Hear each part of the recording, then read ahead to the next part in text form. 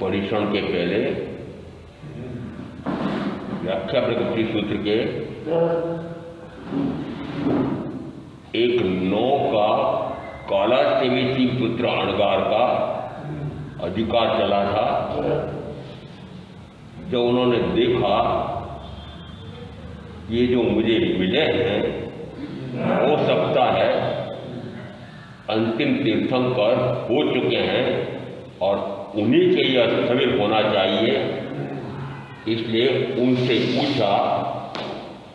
प्रथमतः परीक्षा लेने के लिए पूछा उन्होंने और इसी भाषा में पूछा था कि आप नहीं जानते हैं कि सामायिक का अर्थ क्या है और सामायिक का प्रयोजन क्या है। आप नहीं जानते हैं कि प्रत्याख्यान का अर्थ क्या है और प्रत्याख्यान का प्रयोजन क्या है। आप नहीं जानते हैं कि संयम का अर्थ क्या है और संयम का प्रयोजन क्या है। आप यह भी नहीं जानते हैं कि संवर का अर्थ क्या है और संवर का प्रयोजन क्या है। आप यह भी नहीं जानते हैं कि विवेक का क्या अर्थ है और विवेक का क्या प्रयोजन है। आप यह भी नहीं जानते हैं कि युत्सर्ग का क्या अर्थ है और युत्सर्ग का क्या प्रयोजन है। 6 प्रश्न और 6 में से भी दो बातें एक साथ पूछी हैं तो 12 प्रश्न हो गए हैं और 12 प्रश्नों का उत्तर तीर्थंकर महावीर के वे स्थविर भगवंत उत्तर देते हैं। आया सामय्यस्त अट्ठे जाओ व्यूसगम अट्ठे। आत्मा ही सामायिक है, आत्मा ही सामायिक का प्रयोजन है। यावत व्युत्सर्ग यही आत्मा है और व्युत्सर्ग से ही आत्मा समझ में आती है। इसका अर्थ है कि सामायिक का अर्थ क्या, कि सामायिक का अर्थ आत्मा। दूसरा अर्थ दिया कि सामायिक का अर्थ क्या, तो सामायिक के साथ वापस 5 और आए। प्रत्याख्यान, संयम, संवर, विवेक और व्युत्सर्ग। और प्रत्येक में आ रहा अर्थ कि इसका अर्थ है कि आत्मा प्रकट हो जाए, आत्मा को आत्मा उपलब्ध हो जाए, आत्मोपलब्धि हो जाए, आत्मा की सिद्ध स्थिति प्रकट हो जाए, आत्मा शुद्ध हो जाए, आत्मा बुद्ध हो जाए, आत्मा मुक्त हो जाए, आत्मा सर्व कर्मों से परे हो जाए, ऐसा अर्थ दिया। जिस समय ऐसा अर्थ दिया उस समय उन्होंने कहा कि मैं अब जो तीर्थंकर पार्श्वनाथ द्वारा प्रतिपादित चातुर्याम धर्म की आराधना करता था, अब मैं तीर्थंकर महावीर द्वारा प्रतिपादित पंचमहाव्रत रूप धर्म को अंगीकार करना चाहता हूं। पहले तीर्थंकर और 24वें तीर्थंकर के समय पंचमहाव्रत रूप साधना थी। बीच के 22 तीर्थंकरों के समय चातुर्याम धर्म था और फिर अंतिम तीर्थंकर महावीर के समय पुनः 5 महाव्रत रूप चारित्र धर्म इसका प्रारंभ हुआ। और वर्तमान में भी 5 महाव्रत रूप चारित्र का ही पालन किया जाता है। और इस अपेक्षा से सोचना है कि चातुर्याम धर्म क्या है और महाव्रत धर्म क्या है। चातुर्याम यानी 4 प्रकार से साधना करता है।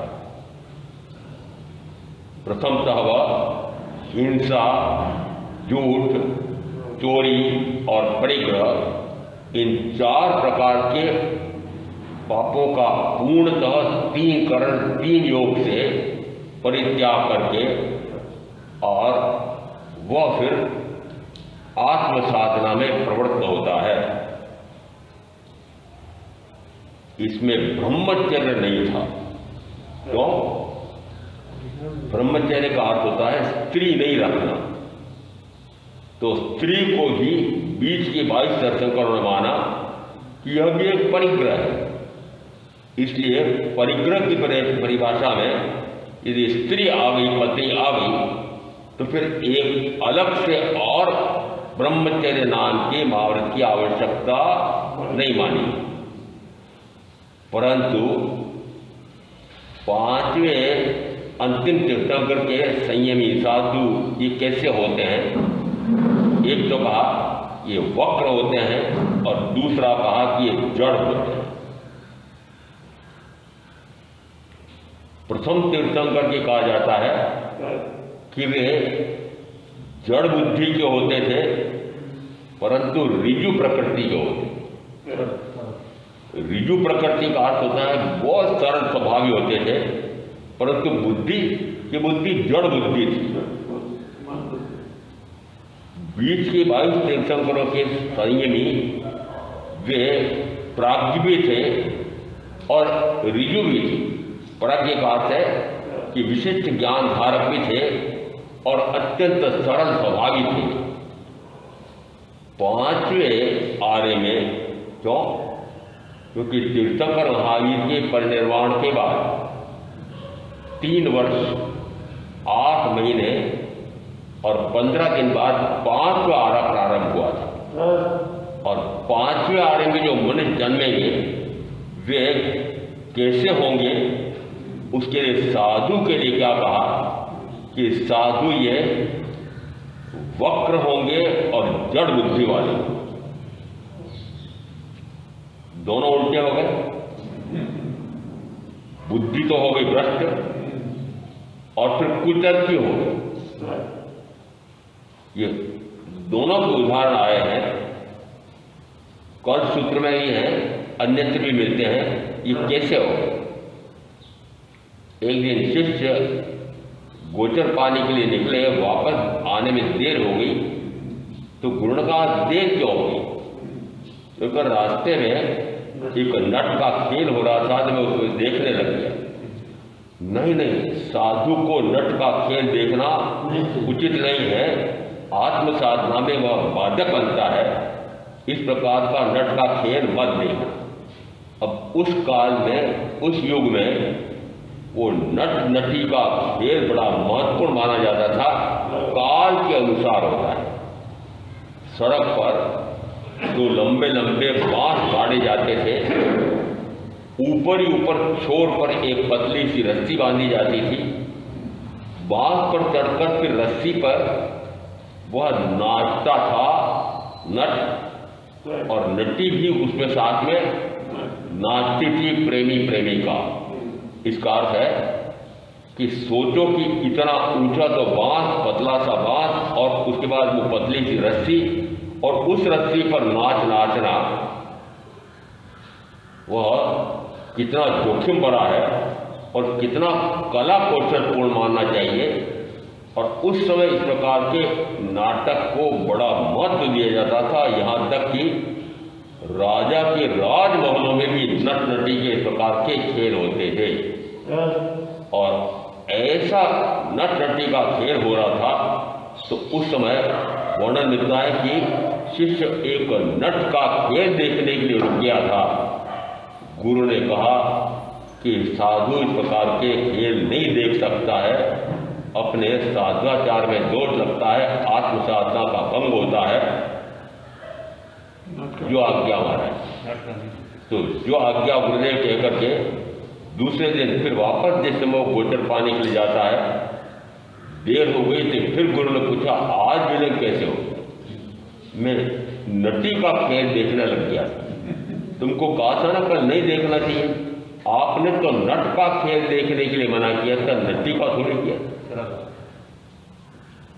कानून भी बनाए जाते हैं तो मुख्यतः पुरुषों की अपेक्षा से बनाए जाते हैं।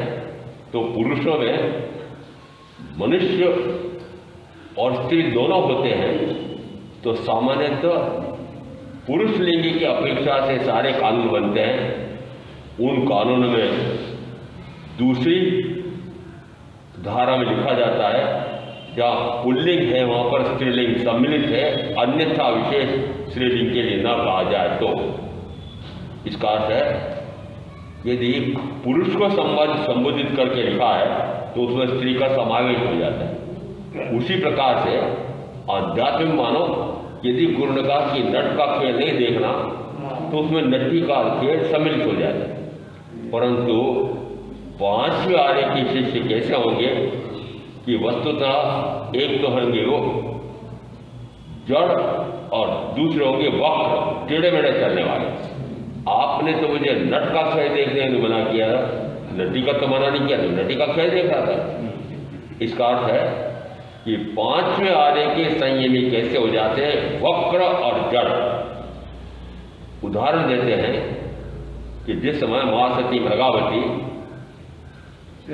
तीर्थंकर अरिष्टनेमि के प्रवचन में समोषण में बैठी रह गई, थोड़ी देर बाद देखा कि अंधेरा हो गया है और फटाफट उठ करके जाती है, और जैसी जाती है गुरु ने आर्य चंदनमाला महाविका के साथ उस समय जांची में जाकर कहते हैं कि आज विलंब कैसे हो गया महासती, मैं समोषण में बैठी रह गई थी, परंतु तुमको याद होना चाहिए कि हम स्त्री हैं और रात्रि में हम इस प्रकार से चाहे तीर्थंकर साक्षात भी विराजे हुए हों तब भी हम वहां नहीं बैठ सकते हैं। उनके पास उत्तर तो था, पर गुरनी यदि डांट फटकार कर रही है तो उत्तर होते हुए उन्होंने उत्तर नहीं दिया कि जो डांट फटकार कर रही थी गुरनी, वो मौन होकर के और सुनते रहे। उन्होंने तो सुनाई, वे तो अंतर्लीन हो गए थे, और अंतर्लीन हो गए उस समय वापस हमारे यहाँ कथानक में आता है कि घोर काली अमावस्या की रात है, और उस समय गुरनी चंदनबाला के हाथ पर एक काला नाग चढ़ रहा था, और मृगावती महासती ने उस नाग को हाथ से पकड़ करके अलग किया। उसी समय गुरनी जी ने पूछा कि क्या ज्ञान हुआ है? उन्होंने कहा आपकी कृपा से। उन्होंने कहा कि प्रतिहत की अप्रतिहत। प्रतिहत कौन सा होता है, अप्रतिहत कौन सा होता है? 5 प्रकार के ज्ञान कहे गए हैं, आभिनिवेदिक ज्ञान, श्रुत ज्ञान, अवधि ज्ञान, मनोपर्य ज्ञान और केवल ज्ञान।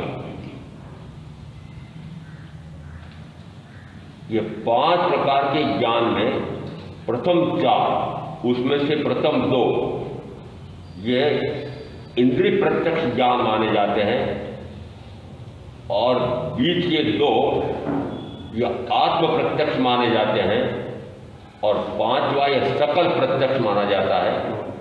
प्रथम 2 भी अंश मात्र में होते हैं, बीच के 2 भी अंश मात्र में होते हैं, ये विकल्प कहलाते हैं। अंतर समझ लेना कि आभिनिवेदिक ज्ञान या मति ज्ञान आगमों में सामान्यतः आभिनिवेदिक ज्ञान है, परंतु फिर उसका पर्यायवाची मान लिया मति ज्ञान। मति में यह बैठ जाए कि मैं शुद्ध चैतन्य स्वरूप की आत्मा हूं, और इस आत्मा के साथ जिन जिन का संयोग अनादि से रहा है, शरीर आदि, राग आदि, ज्ञानावरण आदि, तो संक्षेप में हम 3 कहते हैं, पर शरीर और शरीर के साथ जुड़े परिजन, धन, वैभव, भोग साधन, ये सारे उसमें सम्मिलित हो जाते हैं। दूसरा कहा रागादि, अब रागादि कहें, रागादि, क्रोधादि, मानादि, मिथ्यात्वादि, ये सारों को एक शब्द में कहें राग आदि। आदि कहने से सारे भाव समाहित हो जाते हैं, परंतु उससे आगे और, क्योंकि यदि मैंने इतने अभी नाम लिए हैं, राग आदि, क्रोधादि, मानादि, रति आदि, हिंसादि, मिथ्यात्वादि, ये सारे तो पाप है। पाप से दुर्गति होती है और पुण्य से सुगति होती है, तो गति भ्रमण तो मिटा नहीं। इस कारण से कहा जाएगा कि शुभ और अशुभ दोनों से परे हो जाए, पुण्य और पाप दोनों से परे हो जाए। जिस समय वह ज्ञान की प्राप्ति करता है, तो यहाँ नंदी सूत्रकार कहते हैं ज्ञान 5 प्रकार के हैं। प्रथम 2 मति ज्ञान और शुद्ध ज्ञान। प्रथम तो कहा कि मति ज्ञान हो तो शुद्ध ज्ञान होता है। मति में बैठ जाए कि मैं मात्र स्वरूपी सिद्ध समान आत्मा हूं, तो फिर वह सदगुरु का वचन सुनता है, तीर्थंकर की वाणी सुनता है, और उस अनुसार इस आत्मा के साथ जो जुड़े हुए संयोगी शरीरादि, रागादि, ज्ञानावरणादि, इन तीनों संबंधों से पूर्णतः परे और संयोगी हो जाता है और संग हो जाता है। और संयोगी संयोग होते हुए भी वह ये मानता है कि संयोग तो पुद्गल है और मैं शुद्ध चेतन स्वरूप आत्मा। शरीर पुद्गल, शरीर के साथ जुड़े हुए पांच इंद्रियों के भोगों की पूर्ति के लिए जो परिजन, धन, वैभव आदि जुड़े हैं, ये सारे पुद्गल और उनके कारण से होने वाले मेरे राग या द्वेष, ये भी पुद्गल क्यों? यदि शरीर आदि के कारण से शरीर के सुख की पूर्ति, इंद्रिय विषयों की पूर्ति के लिए हो रहे हैं, तो निश्चित है कि वह सुख पौद्गलिक सुख है और पौद्गलिक सुख के कारण जो भाव होता है वह भी पौद्गलिक भाव होता है। तो दो कारणों से इस प्रकार के विकार के भाव होते हैं, दो संयोग मिलते हैं, एक शरीरादि का संयोग और एक ज्ञानावरणादि 7 प्रकार के कारणों का संयोग। इन दोनों कारणों से बीच का एक भाव है और उस भाव को नाम दिया रागादि। तो रागादि के स्थान पर मैं व्यापक रूप से कहता हूं कि इसमें शुभ और अशुभ दोनों आ जाए, तो कहा सर्व प्रकार के विकारी भाव। याद रखा हो न रखा हो, कालोदय अणगार के संदर्भ से ये कहा था 7-10 में कालोदय अणगार ने एक प्रश्न पूछा था भगवान महावीर से कि जीव को ये प्राणातिपात से लगा करके मिथ्या दर्शन चलने तक के ये पाप के भाव करने में क्यों मजा आता है, ये इस प्रकार का पाप क्यों करना चाहता है? भगवान ने उत्तर दिया, इस प्रकार के पाप को पाप जानता नहीं, इस प्रकार के पाप को उसको अच्छे लगते हैं। कौन कह रहा है? भगवान। किसको कह रहे हैं? कालोदी अणगार। अभी कौन किसको कह रहा है? कि प्रथमतः इन मनुष्यों को प्राणातिपात हिंसा से लगा करके मिथ्या दर्शन चलने तक के 18 पाप की प्रवृत्ति करने में अच्छा लगता है, परंतु फिर महावीर कहते हैं कि जिस समय उसके दुष्फल आते हैं उस समय दुखी होता है। साथ का साथ उन्होंने ये 18 पापों से विरमण करता है। विरमण यानी उन 18 प्रकार के मन वचन काया की होने वाली प्रवृत्ति से हट करके और इन 18 प्रकार के पापों से प्रथमतः हिंसा, झूठ, चोरी, मैथुन, परिग्रह, इन 5 पापों से वह पूर्णतः रहित होता है और क्रोध, विवेक से मिथ्या दर्शन चल इन 13 प्रकार के पापों में विवेक रखता है।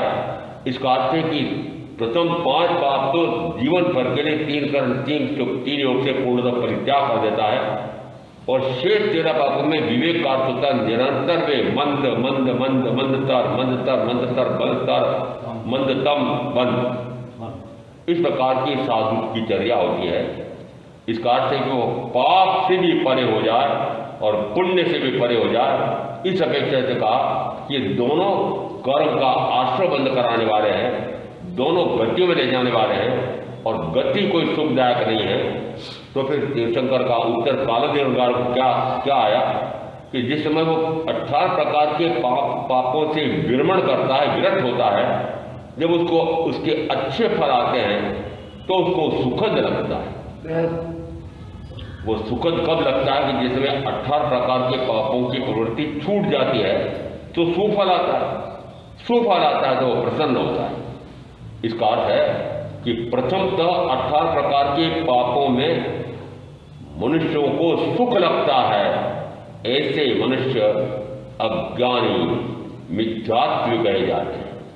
जिस समय उसका दुष्फल उसको स्वयं को अनुभव आता है, यदि दुष्फल से दुखी होकर के वह इन प्रथम 5 पापों के पूर्णतः 3 कर्ण 3 योग से परे होता है, क्रोध विवेक से मिथ्या दर्शन चलने में विवेक करता है, उस समय उसको सुख का अनुभव आता है। इस कारण से कहा कि वह छोड़ने में उसको कठिन तो लगते हैं, परंतु जब छोड़ देता है या छूट जाते हैं उस समय उसके सुखद फल आते हैं। जिस समय इस प्रकार की चर्चा सुनते सुनते महासती पद्मावती को लगा कि अचानक अंधेरा कैसा हो गया। सूर्य और चंद्र अपने विमानों सहित खगोलचर में आ गए। विमानों सहित का अर्थ होता है वे अपने जो वास्तविक विमान हैं उनको विकुर्णा करके मेरू पर्वत पर वहाँ वे एक स्थान पर अपने उन विमानों को छोड़ता है, फिर विकुर्णा करके छोटे छोटे विमान में बैठ करके फिर आता है, फिर समुद्र से बहुत दूर विमानों को भी छोड़ देता है। और इस प्रकार के देवी देवता ये धरती पर समुद्र पर नहीं बैठते हैं, वो आकाश में रहते हैं, व्यक्ति शरीर होता है। इसका अर्थ है कि जिस समय साक्षात सूर्य और चंद्र विमानों सहित आ गए तो तीर्थंकर महावीर ने कहा कि वस्तु तो है ये सूर्य और चंद्र, ये जैसा आज के भूगोल शास्त्री खगोल शास्त्री मानते हैं वैसा नहीं है। ये इस प्रकार के देवी देवता होते हैं, उनके सामानिक देव 14,000 देवी आदि होते हैं और वे उस विमान को खींचते हैं, फिर इस पृथ्वी के चक्कर लगाते हैं। तो वो जो विमान की चमक है उसके कारण से भी ताप का प्रकाश का अनुभव आता है। चंद्र विमान के कारण से उनको शीतलता का भी अनुभव आता है, प्रकाश का भी अनुभव आता है। ऐसे जिस समय वो विमान सहित समुद्र में आ गए और अचानक वे उठ के गए, दोनों कहा अंधेरा अचानक हो गया है, भागी भागी आई है, परंतु जैसे आई वैसे ही गुरने ने लताड़ना शुरू किया। उनके पास तो उत्तर था, उनके स्थान पर मैं होता तो कहता कि गुरनी जी भले आप गुरनी हो, आप क्यों डांट फटकार कर रहे हैं। यदि मैं बैठी भी रहेगी यदि रात में थोड़ी देर के लिए तो तीर्थंकर के समर्थन में बैठी थी, कोई ऐसी भी नहीं जगह बैठी थी क्या।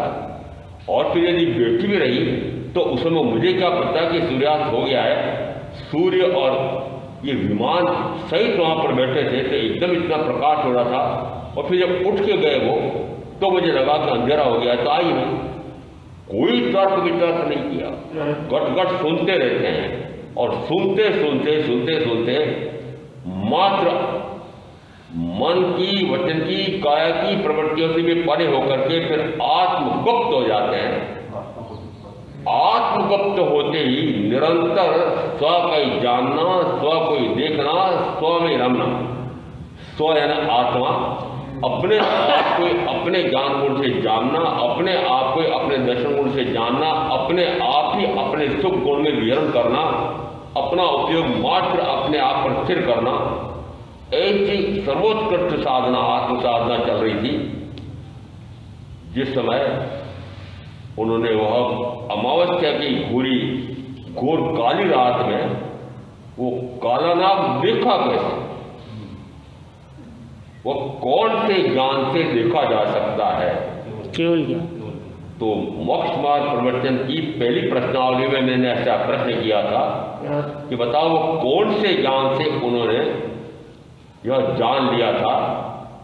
और उसमें मैंने विकल्प में केवल ज्ञान भी दिया था, मति ज्ञान भी दिया था, शुद्ध ज्ञान भी दिया था विकल्प। उसमें वास्तविक उत्तर क्या होना चाहिए? केवल ज्ञान। कि काला सर्प को अवधि ज्ञान से ही देखा जा सकता है। अवधि ज्ञान क्या है? किसी भी पौद्गलिक वस्तु में पूर्व के काल में किस प्रकार से वर्ण, गंध, रस, स्पर्श में परिवर्तन पर्यायंत्रित हुआ है, आगे उस पुद्गल में वर्ण, गंध, रस, स्पर्श किस प्रकार से परिवर्तित पर्यायंत्रित होंगे, ये सीमित काल के लिए और सीमित क्षेत्र के लिए इस प्रकार का जो ज्ञान होता है उस ज्ञान को अवधि ज्ञान कहा जाता है। तो अवधि ज्ञान कौन सा हुआ? पौद्गलिक। अवधि ज्ञान पौद्गलिक ज्ञान। और एक और ज्ञान है मनपर्य ज्ञान। और मनपर्य ज्ञान कितना महत्वपूर्ण माना जाता है कि होने वाले तीर्थंकर जिस समय सर्ववृत्ति संयम प्रवज्जा ग्रहण करते हैं तो प्रवज्जा लेते से उनको मन पर ज्ञान की प्राप्ति हो जाती है। इसका अर्थ है कि पहले आविर्बोधिक ज्ञान, फिर मति ज्ञान, फिर श्रुत ज्ञान और फिर मन पर अवधि ज्ञान। इसका अर्थ है कि मन पर ज्ञान कितना उत्कृष्ट ज्ञान है कि मन पर ज्ञान यदि उत्कृष्टतम हो जाए तो केवल ज्ञान हो जाता है। अब इसमें अभी मैंने कहा था कि इसमें प्रथम दो अभिनिबोधिक ज्ञान और शुद्ध ज्ञान ये इंद्रिय सापेक्ष कहे गए, इंद्रियों के माध्यम से होते हैं। यदि इंद्रियों के माध्यम से होते हैं तो ये पुद्गल ज्ञान हुआ, क्योंकि इंद्रिया पुद्गल है, चाहे पुद्गल के माध्यम से हुआ हो, परंतु ज्ञान तो आत्मा को आत्मा का होता है। इसका अर्थ है कि जिस समय वह प्रथमतः इन पौद्गलिक इंद्रियों से सुनता है, देखता है, सूंघता है, चखता है, स्पर्श करता है, उस कारण से उसको पौद्गलिक अनुभव होता है। परंतु जैसे वो पौद्गलिक अनुभव इंद्रियों का सहारा तो होता है, परंतु बाद में इंद्रियों का सहारा छूट जाता है, आत्मा को प्रत्यक्ष आत्मा का अनुभव आता है। उसको नाम दिया है वह अभिनिबोधिक ज्ञान है। इसका अर्थ है कि प्रथम दो इसमें ये विकल्पिक हैं और कुछ समय के लिए होते हैं, दूसरे दो प्रत्यक्ष आत्मा को होते हैं परंतु विकल्प होते हैं। प्रथम दो आत्मा को होते हैं, प्रथमतः इंद्रियों के माध्यम से होते हैं, परंतु इंद्रियों का माध्यम तो फिर छूट जाता है, फिर आत्मा को साक्षात आत्मा का ज्ञान और दर्शन और अनुभव आता है। इस अपेक्षा से नंदी सूत्रकार आगे जाकर कहते हैं कि वह आत्मिक ज्ञान है। अवधि ज्ञान अभी मैंने कहा कि चाहे कितना ही उत्कृष्ट माना जाता हो, मात्र मनुष्यों को तो अवधि ज्ञान पुरुषार्थ से प्रकट होता है, और वो अवधि ज्ञान जो इतना पुरुषार्थ करने के बाद साधकों को प्राप्त होता है वह तो नीरियों को भी प्राप्त है। किसको? नीरियों को भी प्राप्त है। नरकवासी भी अवधि ज्ञानी होते हैं, यद्यपि नीरियों का अवधि ज्ञान सीमित होता है, देवी देवताओं को भी अवधि ज्ञान होता है। कहा जाता है कि उनको अधिक काल के लिए होता है, उत्कर्ष का माना जाता है। और मनोपर्य ज्ञान के लिए जो इतनी महत्ता आई है, पर मनोपर्य ज्ञान में वो ज्ञानी किसको जानता है? तो कहा पुद्गल को जानता है। और मनोपर्य ज्ञानी कौन सा होगा? अभी उदाहरण दिया था कि जिस समय होने वाले तीर्थंकर संयम ग्रहण करते हैं उस समय उनको मन पर ज्ञान प्रकट होता है। इसका अर्थ है कि छठे सातवें गुणस्थान वर्ती साधु को मन पर ज्ञान होता है। साधु का वर्णन नहीं होता। छठे सातवें वस्तुतः मन पर ज्ञान सातवें अप्रमत्त गुणस्थान पर होता है, परंतु जैसे ही वे इस प्रकार से दूसरे मनुष्य के मन में जिस पुद्गल का मनन चल रहा है वहां चला जाता है, उनका ध्यान उस समय आ जाता है वे सातवें गुणस्थान अप्रमत्त अवस्था से गिर करके प्रमत्त अवस्था में आ जाते हैं, प्रमादी में आ जाते हैं।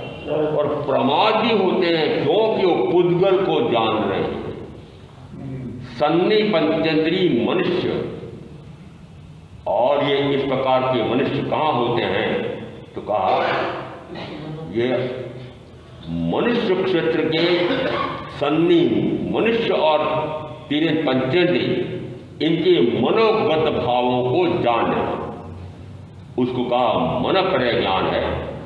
तो मनोगत भाव में उनके मन में किसका मनन चल रहा है, क्योंकि किसी पुद्गल का मनन कर रहे हैं।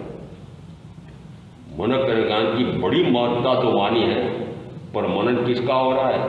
आत्मा का, पुद्गल का, परमात्मा का पुद्गल नहीं, पुद्गल का मनन हो रहा है।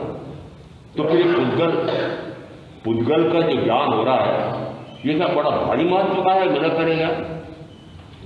अवधि ज्ञान भी पुद्गल ज्ञान है, पौद्गलिक ज्ञान है, और मनकर ज्ञान भी पौद्गलिक ज्ञान है। और कैसा पौद्गलिक ज्ञान कि कोई दूसरा मनुष्य किसी पुद्गल के बारे में मनन कर रहा है, पुद्गल का मनन कर रहा है, तो वह ज्ञान पौद्गलिक ज्ञान ही तो हुआ है। तो उस पौद्गलिक ज्ञान में जान करके उसको क्या करना, पुद्गल को तो वह हे निकृष्ट, अवांछनीय, अनाचरणीय मान चुका है।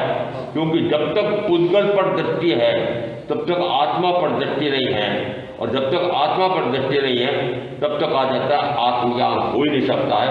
यदि आत्मज्ञान हुआ नहीं और आत्मदर्शन हुआ नहीं, और फिर मात्र वह अवधि ज्ञान से किसी पुद्गल की, पूर्व की पर्याय, वर्तमान, अगले काल की पर्याय का जानना, और तो पुद्गल की पर्याय जानी है ना, और वह भी सीमित क्षेत्र और सीमित अवधि ज्ञान।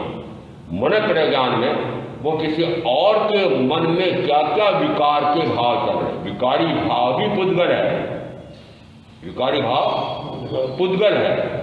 इसका अर्थ है कि मनपर ज्ञानी जो किसी पुद्गल का मनन कर रहा है, तो पुद्गल ने पुद्गल द्रव्य भी आ गया, और पुद्गल द्रव्य के कारण से होने वाले उसके विकार भी उसमें सम्मिलित हो गए।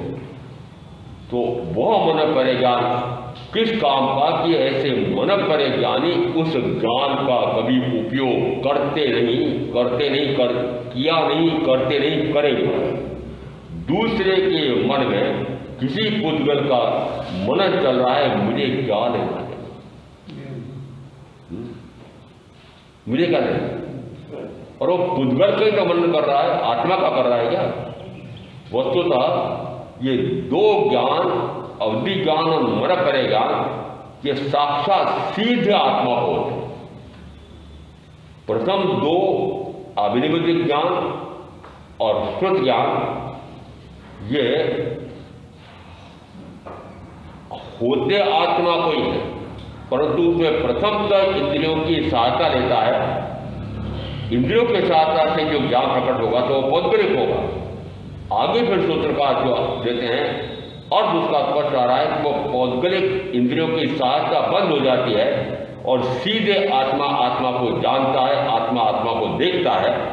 ये दो गुण इस प्रकार के हैं कि राजा परदेशी ने जिस समय पूछा था, आप श्रमण निर्ग्रंथों को 10 प्रश्न पूछे हैं, मैं अभी मात्र 3 का उल्लेख कर रहा हूं। आपको क्या आत्मा को आत्मा का ज्ञान हुआ है, प्रथम तक पूछा। क्या आपने आत्मा को इस शरीर से पूर्णतः भिन्न, पृथक, स्वतंत्र अस्तित्व वाला देखा है। क्या आपको इस प्रकार के आत्मा का अनुभव आया है। 3 बातें पूछी, आगे और है, परंतु 3 बातें सबसे महत्वपूर्ण हैं। और जिस समय उन केशव कुमार श्रमण ने कहा हाँ मैं जानता हूं, तो उन्हें कहा फिर मुझे समझाओ। इसका अर्थ है कि अपने आप को अपने आप का जानना सबसे महत्वपूर्ण ज्ञान है, और उसी ज्ञान को नाम अभिनिवेदिक ज्ञान कहा है। उसी को हम मति ज्ञान भी कह सकते हैं। ऐसा मति ज्ञान हो जाना, और वो मति ज्ञान या अभिनिवेदिक ज्ञान की जब पूर्णता होती है उसको क्या कहते हैं। आपने कब बताया महाराज जी, कब उसको क्या कहते हैं, बता दिया था मैंने। अपने आप को अपने आप का जानना, जिस समय अपने आप को अपने आप का जानना होगा उस समय शरीरादि का जानना नहीं होगा, बंद हो जाएगा।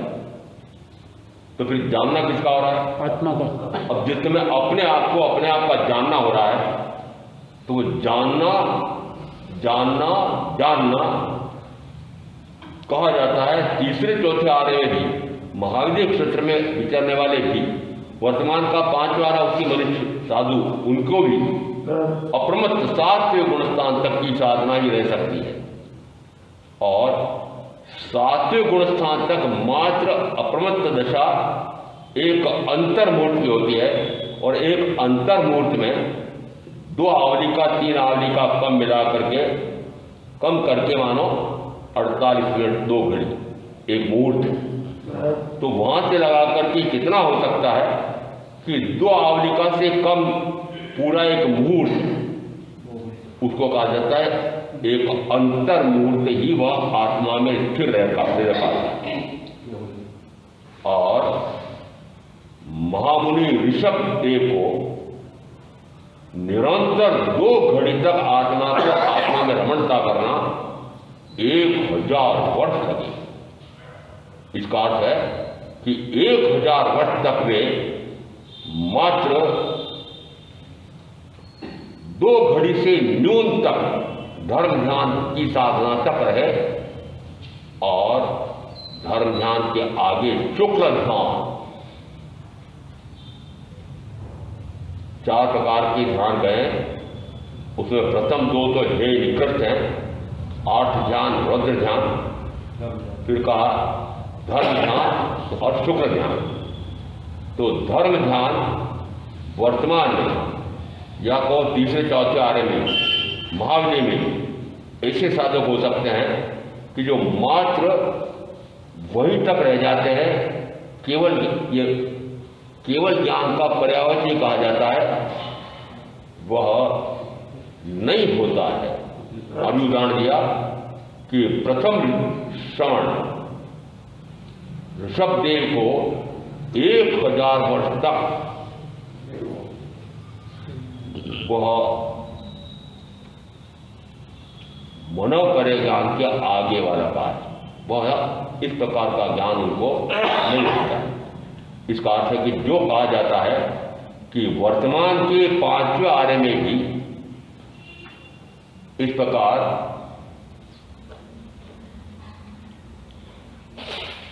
मति ज्ञान, शुद्ध ज्ञान, अवधि ज्ञान, मन परिज्ञान और केवल ज्ञान का पर्यायवाच्य है कि जिस समय उनको इस प्रकार का उत्कृष्ट ज्ञान हो जाता है तो ऋषभदेव श्रवण को 1000 वर्ष बाद वो ज्ञान प्राप्त होता है। और महामुनि महावीर को 12.5 वर्ष की साधना के बाद और निरंतर अप्रमत्त सा आत्मा में ही निरंतर रहने वाले ऐसे प्रथम उनके पटधर गंधर गौतम को 30 वर्ष लग गए और उसके बाद फिर उनको बहुत ज्ञान प्राप्त होता है। और समझो कि आज जो साधकों को कौन सी साधना कराई जा रही है कि वर्तमान में भी और वर्तमान में 5वें आर्य में और 5वें आर्य में भी फिर जो श्रावक श्राविकाएं और श्रावक श्राविकाओं से किस प्रकार की साधना कराई जा रही है।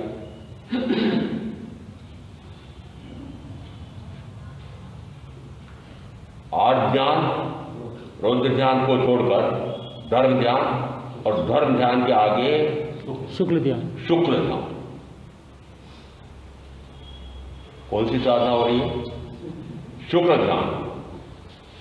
अभी मैंने कहा शुक्ल ध्यान में प्रवेश होते ही 2 घड़ी तक निरंतर शुक्ल ध्यान में रहे तो वही केवल ज्ञान कहलाता है। अपेक्षा से वो शुक्ल ध्यान केवल ज्ञान ही है। और ये शुक्ल ध्यान की साधना ये ध्यान शिविरों में हो रही है। उल्लेख किसी का नहीं किया मैंने, मात्र मैंने एक छोटा सा लेख लिखा था, वो अंशुल भाई को भेजा था ग्रुप में डालने के लिए। मैंने कहा वो शुक्ल ध्यान की साधना इतनी आसान है क्या? यदि इतनी आसान है तो फिर प्रथम श्रवण ऋषभदेव को उसके लिए 1000 वर्ष बाद, कितने वर्ष बाद? 1000 वर्ष। 1000 वर्ष तक वे मात्र धर्म ध्यान तक सीमित रहे और 1000 वर्ष बीतते बीतते उनको वह शुक्ल ध्यान हुआ और शुक्ल ध्यान ही निरंतर रहता है।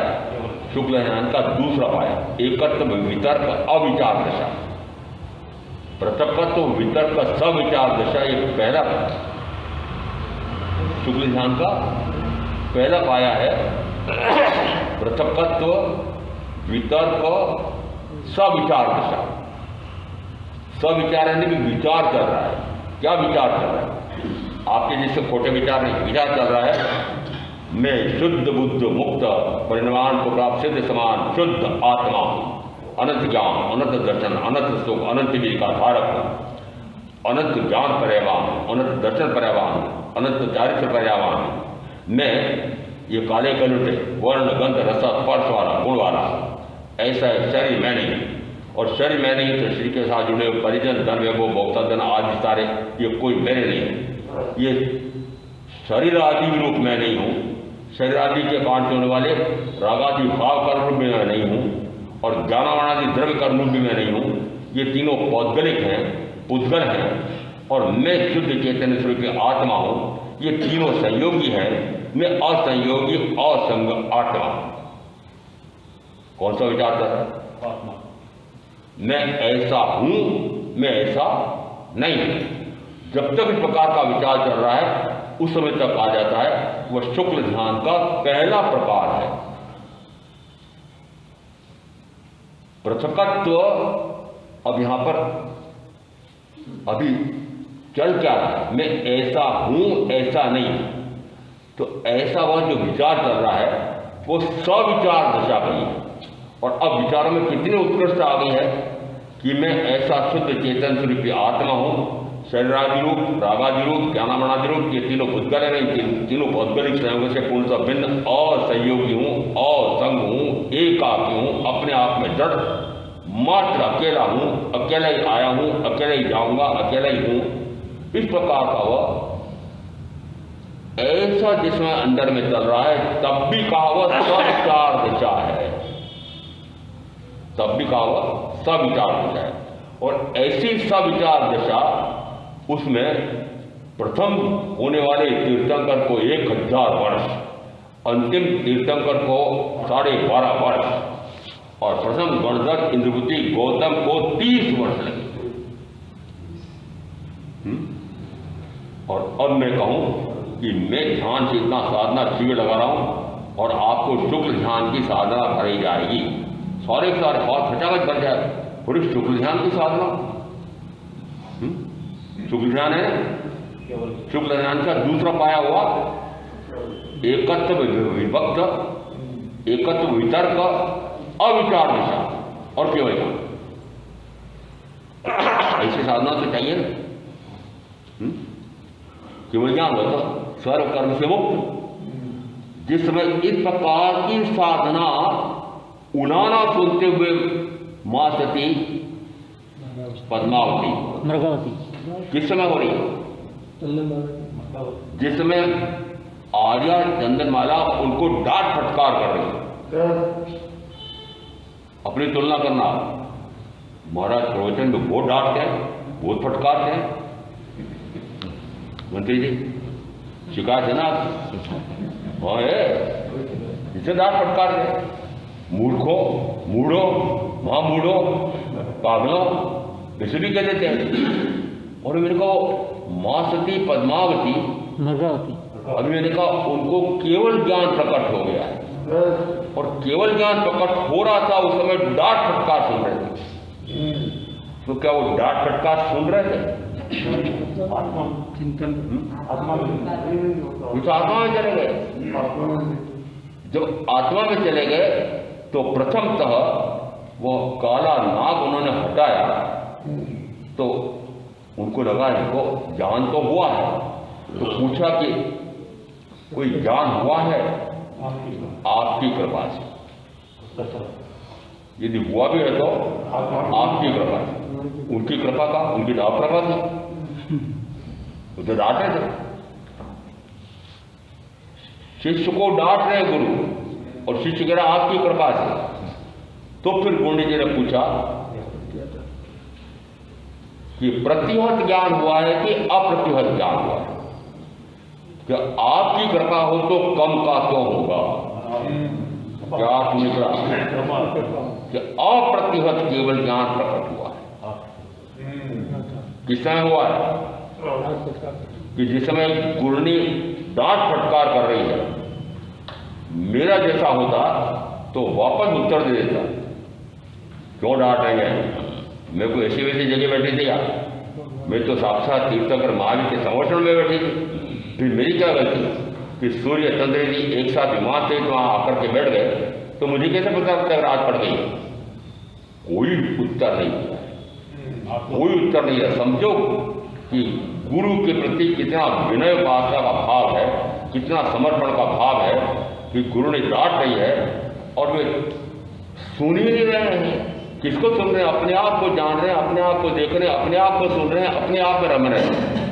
और ऐसा करते करते दो घड़ी में जिसमें उनको केवल ज्ञान हो गया, जैसे उन्होंने उत्तर दिया कि आपकी कृपा है तो फिर कम क्यों होगा, तो गुरु ने समझ लिया कि इनको अप्रतिहत केवल ज्ञान प्राप्त हो गया है।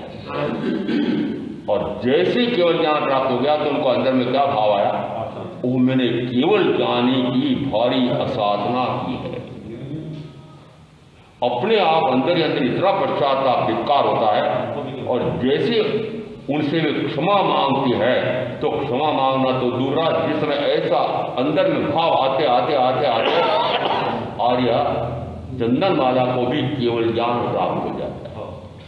इसका अर्थ है कि जिस केवल ज्ञान की साधना ये चरम की साधना कही जाती है, और उसमें जो आर्थ ध्यान, रुद्र ध्यान, ये तो अप ध्यान है, धर्म ध्यान और शुक्र ध्यान ये उत्कृष्ट ज्ञान है, उसमें से सर्वोत्कृष्ट ज्ञान की शुक्र ध्यान है, और उसमें पहला पाया है वह पृथकत्व वितर्क सविचार विचार। पृथकत्व का अर्थ होता है अपने आप को पृथक करना। किससे पृथक करना? शरीर शरीर किससे पृथक करना? तीन से नहीं, उसके पहले और कईयों को पृथक करना है। मेरे साथ 5 और द्रव्य भी जुड़े हुए हैं। धर्मास्तिका, अधर्मास्तिका, पुद्गलास्तिका, आकाश। क्या करते हैं? जीव और पुद्गल को निरंतर गमन में साहिबुल ऐसे गमन हेतुत्व वाला धर्म द्रव्य मेरे साथ है, स्थिति हेतुत्व वाला अधर्म द्रव्य भी मेरे साथ है, अवगाना हेतुत्व गुण वाला या आकाश यह भी मेरे साथ है, और काल भी मेरे साथ है कि जिससे मैं गणना करने में समर्थ हुआ हूं कि मेरे आयुष का 85 से ऊपर हो गया है। संयमी साधना का 18 वर्ष चल रहा है। काल की गणना इस अर्थ है कि काल द्रव्य भी मेरे साथ है, और साक्षात ये वर्ण गंधर्व स्पर्श का सड़ने गलने नष्ट होने वाला यह शरीर भी मेरे साथ है। तो 5 अन्य द्रव्य भी मेरे साथ हैं, परंतु मैं कहता हूं कि मैं इन 5 से पूर्णतः भिन्न पृथक स्वतंत्र अस्तित्व वाला द्रव्य हूं। तो प्रथम तक मैंने किससे अलग किया अपने आप को? 5 इन 5 द्रव्यों से मैंने अपने आप को अलग किया। मैं जीव द्रव्य हूं, और जो गुण मेरे पास है वो गुण इनके पास नहीं। अपने आप को मैंने किया। फिर 5 अस्तिकाएं हैं, धर्मास्तिका, आकाशास्तिका, उद्गलास्तिका और जीवास्तिका। 5 अस्तिकाएं हैं। अस्थि यानी जिनका त्रैकालिक अस्तित्व होता है, और काय यानी उनके जो पौद्गलिक प्रदेश हैं या आत्मा के प्रदेश हैं वे एकजुट होकर रहते हैं। पुद्गल के भी जो प्रदेश हैं वो एकजुट होकर के रहते हैं, परंतु फिर भी उस पुद्गल के स्कंध में से कोई परमाणु छिटक जाता है। छिटक भी जाता है तो वह असंख्यात काल तक पृथक रह सकता है, फिर वह उस पुद्गल द्रव्य में मिलता ही मिलता है। इस अपेक्षा से पुद्गल को भी काय गिना है। इसका अर्थ है कि अन्य 4 द्रव्य भी इस प्रकार के हैं कि जो अपना पृथक स्वतंत्र अस्तित्व भी रखते हैं और काय रूप भी हैं, परंतु फिर भी मैं इन अन्य 4 अस्तिकाओं से पूर्णतः भिन्न पृथक स्वतंत्र अस्तित्व वाला हूं। जो उपयोग नाम का वीर नाम का गुण मेरे पास है, क्या इन अन्य 4 अस्तिकाओं में है? नहीं है, नहीं है। और अपने आप के विशिष्ट का आपको ध्यान तो होना चाहिए कि मैं कितना विशिष्ट हूँ, कि मैं कितना विशिष्ट हूँ। मैं अन्य 5 अजीवों से पूर्णतः भिन्न जीव द्रव्य हूँ। मैं अन्य 4 अस्थिकाओं से मैं पूर्णतः भिन्न पृथक स्वतंत्र अस्तित्व वाला एक विशिष्ट जीवास्तिकाय हूँ। मैं 3 इन संयोगियों शरीर आदि, राग आदि, ज्ञानावरण आदि, इन तीनों पुद्गलों से, ये तीनों संयोग योग सहयोग योग सहयोग, मैं इन पुद्गलों से पूर्णतः भिन्न शुद्ध चेतन स्वरूप की आत्मा हूँ, असंयोगी हूँ, असंग हूँ, असंयोगी हूँ, असंग हूँ। जिस समय अपने आप को इस प्रकार से इन सर्व प्रकार के संयोगों से परे होकर के असंयोगी असंग एकाकी हो जाता है। पर इस प्रकार के तो जीव एक नहीं अनंत है, तो मेरी क्या विशेषता हो? मैंने कहा होगा, चाहे कितने ही हो, मैं अनंत जीवों में से पूर्णतः पृथक एक एकाकी जीव। तो मैंने उन अनंत संसारी जीवों से भी और अनंत सिद्ध जीवों से भी अपने आप को पृथक स्वतंत्र अस्तित्व द्वारा माना। अपने आप को एक विशिष्ट ऐसा अनंत ज्ञान, अनंत दर्शन, अनंत सुख, अनंत वीर गुण वाला एकाकी में आत्मा हूं। इसका अर्थ है अपने आप को सर्व से पृथक करके, कितने से पृथक है? यहां पहले में आ रहा है पृथकत्व वितर्क सविचार दिशा। अभी विचार दिशा चल रही है, पर किससे कैसे पृथक किया? कि सर्व से अपने आप को पृथक किया, और पृथक अभी शब्द से हो रहा है, इसे नाम दिया सविचार दिशा। अब वो सविचार दिशा वितर्क का क्या है कि जो सुना है तीर्थंकर परमात्मा से तत्व का स्वरूप, उस तत्व के स्वरूप आत्मस्वरूप उसका विचार कर रहा है। उत्कर्ष हो गया विचार उत्कर्ष हो गया, परंतु फिर भी विचार दिशा तो है।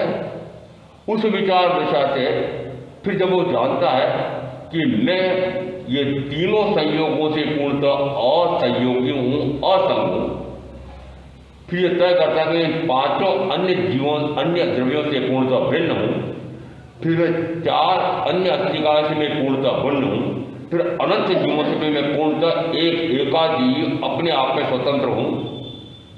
ऐसा विचार करते करते और अब एकत्व को प्राप्त होता है। एकत्व यानी अपने आप में स्थिर हो जाता है। एकत्व वितर्क अविचार दशा। जिस समय एकत्व वितर्क अविचार दशा उत्पन्न होती है, उस समय कहा जाता है कि निरंतर प्रकार से अविचार दशा में रहता है। अविचार दशा का अर्थ है ना कोई जानना है, ना कोई देखना है, कुछ नहीं करना, अपने आप का जानना है, अपने आप को देखना है और अपने आप में रमना है। उस समय कहा जाता है वह शुक्ल ध्यान का दूसरा पाया है, वही केवल ज्ञान है। और मात्र हमारा इस मनुष्य भाव का लक्ष्य कि किस प्रकार से मैं इस मध्य ज्ञान से ऊपर उठ करके और केवल ज्ञान को प्रकट करूं।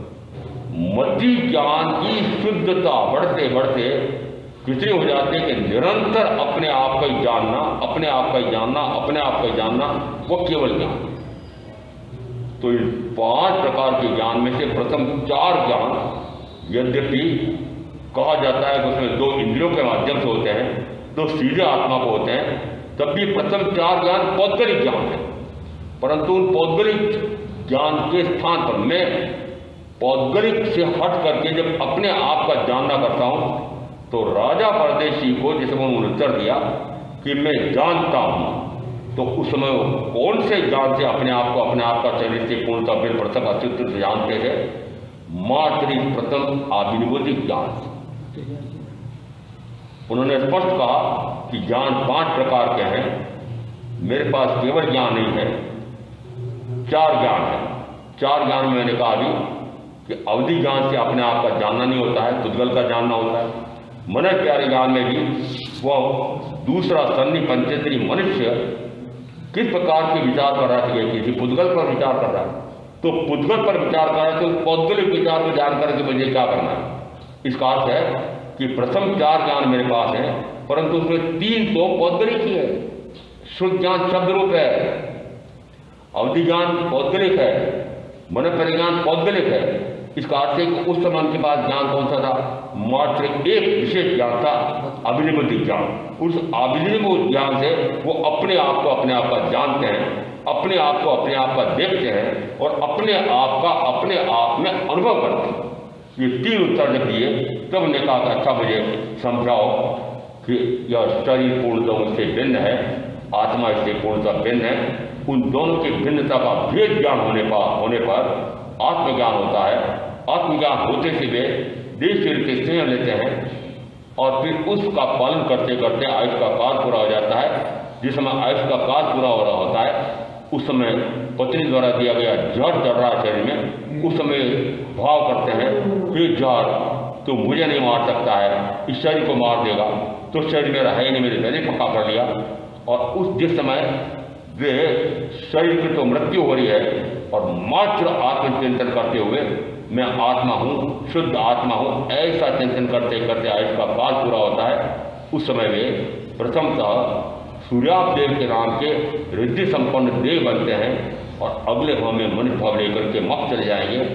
ऐसी सतगुरु की का चिंतन मनन करके मैं आप जो साधना करेंगे उनका अवश्य कल्याण होगा। ओम शांति।